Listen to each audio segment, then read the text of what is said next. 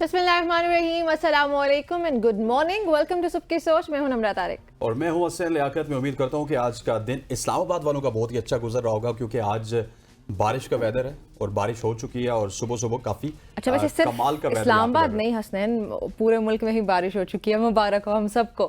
آپ کو بھی. ہم اسلام آباد کی اس وجہ سے کہہ رہے ہیں کہ مونسون کا موسم ہے، اور مونسون کے موسم میں آپ کو پتا ہے کہ اس طرح کی چیزیں ہوتی ہیں کہ ایک جگہ پہ بارش ہوتی ہے دوسری جگہ پہ نہیں ہوتی. اس وجہ سے اسلام آباد والوں کو ہم کیونکہ دیکھ رہے ہیں تو ان کو زیادہ مبارک ہوئی. زیادہ مبارک دے دیتے ہیں. چلیے یہ کہہ سکتے ہیں کہ تھوڑی بہت ہریالی ہے اسلام آباد میں، اس لیے اسلام آباد زیادہ پیارا لگ رہا ہے. لیکن بارشیں اس وقت پورے ملک میں ہو رہی ہیں، جو کہ اچھی بات بھی ہے کیونکہ گرمی بہت زیادہ تھی.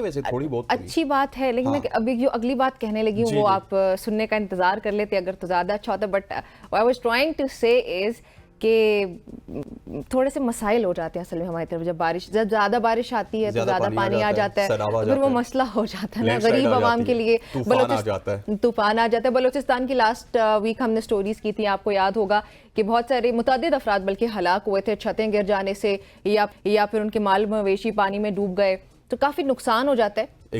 موسم کی شدت میں کمی لانے کے لیے بارش بہترین ہے، اس کے لیے ہمیں بڑی خوشی ہوتی ہے. But at the same time ایک دم سے ذہن میں خیال آتا ہے کہ خدا نہ خواستہ کوئی انہونا واقعہ نہ ہو جائے، کوئی کسی کی جان کا نقصان نہ ہو جائے، نہ کسی کی مال کا کوئی نقصان ہو جائے. بٹ ہوتا ہے. ہمارے اب پی ڈی ایم اے کے جو حالات ہیں وہ اسی طرح کے حالات ہیں. پی ڈی ایم اے کا کیا قصور ہے؟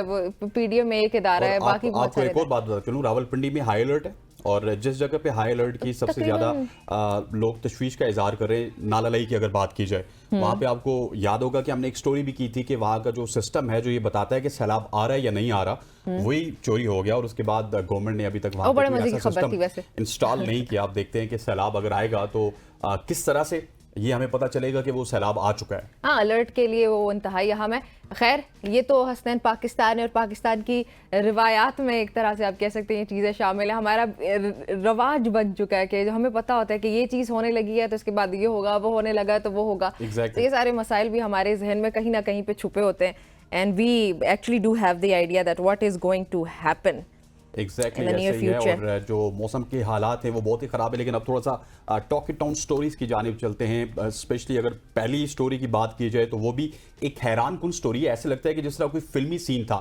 لاہور کے علامہ اقبال انٹرنیشنل ایئرپورٹ پر ایک ایسی حیران کن واقعہ پیش آیا جو فلمی سین سے کم نہیں لگتا تھا. کسٹم حکام کی جانب سے ایک ایئر ہوسٹس کو اس کی مشکوک حرکتوں کی وجہ سے انہوں نے دیکھا اور ان کی جان پڑتال کرنے کی کوشش کی. جو کسٹمز کے ڈپٹی کلیکٹر ہیں انہوں نے ان کے سامان کی تلاشی لی اور جس میں سے سعودی ریال اور امریکن ڈالرز کے بڑے باری برکم نوٹ برآمد ہوئے. بلکہ وہ ویڈیو بھی ہم لوگوں نے دیکھی سوشل میڈیا پر، اور ان کی ساکس میں انہوں نے یہ اتنا سارا خزانہ چھپا رکھا تھا. اور اس کی مالیت 1.5 لیکس ہے، 1.5 لاکھ روپے بنتی ہے. ایئر ہوسٹس کا ارادہ تھا کہ وہ یہ کرنسی باہر لے جائیں گی، مگر کسٹمز حکام کی ہوشیاری، چلے شکر ہے کوئی ادارہ تو ایکٹیو نظر آیا، ان کی کہیں ہوشیاری بھی کام آئی اور انہوں نے ایئر ہوسٹس کی اس کوشش کو ناکام بنایا. کسٹمز حکام نے فوری طور پر اسے جہاز سے اتار لیا اور پھر تحقیقات کا آغاز کر لیا گیا. لیکن اس حیرت انگیز واقعے نے سب کو یہ سوچنے پہ مجبور کر دیا ہے کہ کبھی کبھی زندگی واقعی کسی فلم سے کم نہیں لگتی ہے آپ کو. ایک طرف تو چلیں ٹھیک ہے یہ فلمی سین ہو گیا ہے، لیکن سوچیں یہ خاتون پکڑی گئیں، کتنی زیادہ مزید اس طرح سمگلنگ کے واقعات ہوتے ہیں جو شاید کبھی رپورٹ ہی نہیں ہوتے یا کبھی کوئی نہیں پکڑا جاتا. دے گیٹ لکی. اور اسی طرح کے حالات نمرہ آپ بالکل ٹھیک یہ ہوشیاری ہر وقت ہونی چاہیے. اسپیشلی پی آئی اے کے ساتھ دیکھا ہے آپ. دیکھیے کبھی ہماری ایئر ہوسٹس یورپ میں رک جاتی ہیں. کینیڈا والا واقعہ آپ کو یاد ہوگا، ارلی کرنسی والا واقعہ یاد ہوگا. $37,000 کے قریب ان کے پاس اماؤنٹ تھی جو کہ کروڑوں میں بنتی ہے. پاکستان کی اگر بات کی جائے تو پاکستان میں کروڑوں روپے، اور آپ کو یاد ہوگا کہ $10,000 سے زیادہ آپ اوپر لے کے جا نہیں سکتی. اور اسپیشلی ایئر ہوسٹس کے لیے تو کوئی رول ہی ڈیفرنٹ ہوگا. ایئر ہوسٹس تو ان کا تو کام ہی الگ ہے. اس طرح کے کام آپ جب کریں گے اور وہ بھی پاکستان کے لیول پہ کریں گے تو پاکستان کا آلریڈی جو امیج ہے وہ اس طرح کا بنا ہوا ہے. تو اللہ ہی حافظ ہے آپ کے سسٹم کا، ہمارے لوگوں کا. اللہ ہی حافظ ہے. خاص طور پہ لاہور سے بڑی انٹرسٹنگ خبر آ رہی ہے. آپ نے لاہور کی خبر سنائی، مطلب لاہور کی وہ رہائشی ہیں. اس کے بعد ایک اور خبر لاہور سے ہی ہے. لاہور کے ایک رہائشی نے light and power company LESCO جو لاہور کا ہے اس کے خلاف قانونی کارروائی کا آغاز کر دیا، اور اس کی کہانی واقعی بہت سنسنی خیز ہے. صارف کو حال ہی میں 126 یونٹس بجلی کے استعمال پر ایک بھاری بھرکم قسم کا بل موصول ہوا پہلے، اور جو بل ان کو موصول ہوا، ناظرین غور سے سنیے گا، وہ بل اس کی مالیت 1,50,000 روپے تھی. 150 یونٹ، 126 یونٹ، جی 150 آپ کہہ لینا چلے. راؤنڈ آف کر لیتے ہیں. اس کے بعد پھر یہ ہوا کہ یہ بل دیکھ کر پہلے تو وہ obviously حیران ہوئے, پھر ان کے کیونکہ جو منتھلی بیسس پر اگر جو ان کا بلز وغیرہ آیا کرتے تھے وہ بڑے کم تھے, پھر وہ بعد میں لائٹ بل کے جو اس بھاری بوجھ کو دور کرنے کی کوشش کی انہوں نے کافی بار وہ لائٹ اینڈ پاور کمپنی کے دفاتر کے چکر لگاتے رہے. ہمارے یہاں یہ المیہ تو ہے ہی ہے کہ دفاتر جو ہوتے خاص طور پہ سرکاری دفاتر وہ آپ کو چکر لگواتے رہتے ہیں. تو ان حضور کے ساتھ بھی کچھ ایسا ہی ہوا. انہوں نے بڑی ریکویسٹ کی کہ ان کی جو غلطی ہوئی ہے بل میں اس کی تصحیح کی جائے, مگر ہر بار اسے جو ہے وہ ان کو مایوسی کا سامنا کرنا پڑا. پھر جب لیسکو کی طرف سے کوئی تعاون نہ ملا اور غلط بل کی تصحیح نہ کی گئی تو انہوں نے پھر عدالت کا دروازہ کھٹکھٹا لیا اور اب وہ ہائی کورٹ میں لیسکو کے خلاف کیس دائر کر چکے ہیں اور اس کی جانب سے کمپنی کی غیر سنجیدہ رویے کا بھی انہوں نے ذکر کیا ہے. اب دیکھنا یہاں پہ یہ ہے کہ عدالت اس صورتحال کا حل کیا نکالتی ہے اور کہ جو صارف ہیں کیا ان کو انصاف مل پائے گا یا نہیں. لیکن یہاں پہ ایک اور سوال بھی میرے ذہن میں آ رہا ہے کہ یہ تو ایک صارف ہیں جو عدالت تک پہنچے, ایسے لاکھوں کروڑوں کی تعداد اس وقت ہمارے پاکستان میں موجود ہیں جو اپنے بل کی تصحیح کروانے کے لیے ان اداروں کو ان آفیسز میں جاتے ہیں, سرکاری افسران سے بات چیت کرتے ہیں. ہم نے بلکہ خود بھی بہت سارے کیسز رپورٹ بھی کیے ہیں اور پھر بدلے میں کیا ملتا ہے ان کو. بالکل نمرا, آپ یہ تو چلے ہم نے خبر عوام اس وقت پس رہی ہے, چاہے لیسکو ہو چاہے آئسکو ہو چاہے آپ فیسکو کی بات کر لیں, جہاں پہ بھی الیکٹرک سپلائی کمپنیز ہیں تھوڑی سی ان سے مسٹیک ہوتی ہے اور اس کے بعد کسی کو یہ اکاموڈیٹ بھی نہیں کرتے. That is very unfortunate. غریب آلریڈی پس رہا ہے اور غریب جب 126 یونٹ کا آپ بل دیں گے 1.5 لاکھ روپیہ, جس کا الٹیمیٹلی اگر میں غلط نہیں ہوں تو 126 یونٹ کا 2000 سے کم بل بنتا ہے. وہ جو 7 روپے آپ 100 یونٹ کے لگا لیں. سی ایم صاحبہ آپ کی تو کہتی ہیں کہ بل ہی نہیں دینا, وہ تو بیچاری مفت بجلی کی فراہمی کہتی ہے. سی ایم صاحبہ کی اگر بات کی جائے تو ان کی باتیں الیکشن سے پہلے کچھ اور تھی, الیکشن کے بعد کچھ اور ہیں. بجلی سستی وہ کر نہیں رہی, سولر پینلز وہ لگا رہی ہیں اور اس سولر پینل میں بھی اگر تحقیقات کی جائیں, میں جو انویسٹیگیٹو جرنلسٹ ہیں ان کو بتا رہا ہوں کہ اس میں بہت زیادہ اوپر نیچے خدشات ہیں, بہت زیادہ سکوپ ہے. پلیز اس کو انویسٹیگیٹ کیجئے گا. لاہور کا تو آپ نے ذکر کیا, میں آپ کو کراچی لے چلتا ہوں اور کراچی سے بھی کوئی زیادہ اچھی خبر نہیں ہے. پاکستان کا دلکش شہر اپنی رنگین زندگی اور ثقافت کی وجہ سے مشہور ہے, لیکن حال ہی میں اس نے عالمی سطح پر ایک نیا مقام حاصل کیا ہے, سیاحوں کے لیے دوسرے سب سے زیادہ خطرناک شہر کا. اور یہ جو تازہ ترین رپورٹ ہے یہ بیسیکلی سیفٹی ریٹنگز کے اوپر بنائی گئی, جس کے مطابق کراچی کا سیاحتی پروفائل کچھ زیادہ ہی چیلنجنگ نظر آتا ہے. تصور کریں کہ آپ کراچی کے مختلف رنگین بازاروں, تاریخی مقامات اور ساحلی منظر کی سیر کر رہے ہیں, لیکن ساتھ ہی آپ کو شہر کے چیلنجز کا بھی سامنا ہوتا ہے. اور فوربس کے رپورٹ کے مطابق کراچی نے 93.12 کا سیفٹی سکور حاصل کیا, جو کہ بہت بڑی خطرے کی گنتی ہے. شہر کی سیاسی عدم استحکام, جرائم کی بڑھتی ہوئی شرح اور بنیادی ڈھانچے کی کمی نے ایک بار پھر اس کو پیچیدہ بنا دیا اور کراچی میں تمام سیاحی, خاص طور پہ جو سیاحت کے مراکز ہیں, اسٹریٹ کرائم ہے, دہشت گردی ہے, اس سے متعلق واقعات کے لیے حساس ہے, جس سے ان کے سیاحوں کا جو کراچی کا رخ ہے ان کے لیے ایک چیلنج بنتا ہوا نظر آ رہا ہے. لیکن حسن یہ جو آپ رپورٹ اس کا ذکر کر رہے ہیں نا, اس میں ویسے کراچی اکیلا نہیں ہے. فوربس کی یہ جو فہرست آئی ہے اس میں ڈھاکہ, بوگاٹا, قاہرہ, میکسیکو سٹی وغیرہ دیگر بھی بہت سارے شہر اس میں شامل جو سیاحوں کے لیے مختلف چیلنجز درپیش ہوتے ہیں اور وہاں پہ ان کو ان کا سامنا کرنا پڑتا ہے. اب اس سب کے برعکس سنگاپور بھی دنیا کا سب سے محفوظ ترین شہر قرار پایا, جو کہ مکمل طور پر آپ کہہ سکتے ہیں کہ 100% سیف ہے. اور کراچی کی بات کی جائے, کراچی کی کہانی ہمیں یہاں پہ یہ یاد دلاتی ہے کہ ہر چیلنج کے باوجود ہر شہر کی اپنی کہانی اور اس کا کوئی اٹریکٹیو پوائنٹ ہوتا ہے جو پھر بھی لوگوں کو وہاں کھینچ کر لاتا ہے. کراچی کے کیس میں مجھے لگتا ہے وہاں کی بریانی یا وہاں کا کھانا بڑا مشہور ہے, اسٹریٹ فوڈ خاص طور پر. اور جب بھی آپ نے کراچی کا ذکر کسی سے سنا ہوگا تو وہ یہی کہتے ہیں کہ وہاں پہ ایک تو بہت سستا مل جاتا ہے آپ کو کھانا یا کوئی بھی چیز ہو, جو چیز اکثر ایون کراچی کے جو ہمارے یہاں پہ ایون آفس میں بھی حسنین فرینڈز ہیں, ہاں وہ یہ بتاتے ہیں جو چیز وہ یہاں اسلام آباد میں 300 کی لیتے ہیں وہ وہاں پہ شاید 100 روپے کی لے لیتے ہیں. لیکن یہ پرانے وقتوں کی بات ہے. نہیں ابھی بھی اسلام آباد کے کمپیریزن میں بہتر ہے. ایز آف ناؤ جو پرائزز ہیں وہ میرا خیال ہے کہ سیم ہو چکی ہیں, لیکن یہ جو باتیں آپ بتا رہی ہیں یہ ہم اس سے پہلے سنا کرتے تھے انڈیا کی, ممبئی کی, لیکن اب کراچی کے حوالے سے جس طرح کی خبریں آ رہی ہیں اور اسپیشلی اب صرف ہم نہیں بول رہے کہ میں اور آپ یہاں پہ بولیں گے, بلکہ پوری انٹرنیشنل کمیونٹی بول رہی ہے. انٹرنیشنل جو رپورٹس ہیں وہ یہ کراچی کے حوالے سے ہمیں بتا رہی ہیں کہ کراچی کے حالات بالکل بھی ٹھیک نہیں. اور ساتھ ہی ایک وقت ہوتا تھا جب کراچی کو بڑے دل کا شہر کہا جاتا تھا, مطلب کہ یہ سب کو اندر سمو سکتا تھا, سب کو اکوموڈیٹ کر لیا جاتا تھا, بلکہ کرتے بھی تھے. آپ دیکھیں اگر کراچی کے کمیونٹیز نا تو آپ کو کوئی ایک کمیونٹی نہیں دکھائی دے گی. وہاں پہ نان مسلمز, مائنورٹیز ہماری پاکستان کی جو سب سے زیادہ ہیں وہ آپ کو سندھ یا پھر کراچی میں ہی دکھائی دیں گی.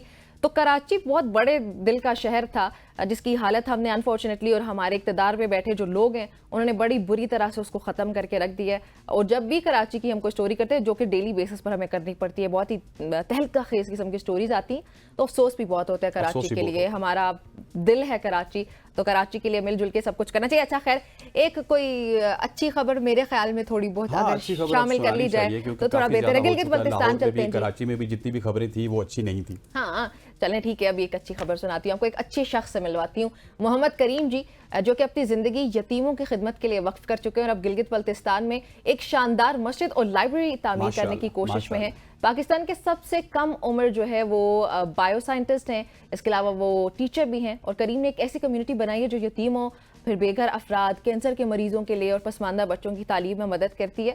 اور انہوں نے اپنے ملک میں رہ کر ضرورت مندوں کی مدد کی, اور اب ان کی توجہ صرف جو ہے وہ شمالی پاکستان میں تعلیمی انقلاب لانے پر مرکوز ہے. ان کا جو فوکس ہے آپ کہہ سکتے ہیں وہ صرف یہ ہے کہ وہ کسی طریقے سے ایجوکیشنل ریفارمز کر سکیں اور ایک طرح سے اس کو ریولیوشنرائز کر سکیں.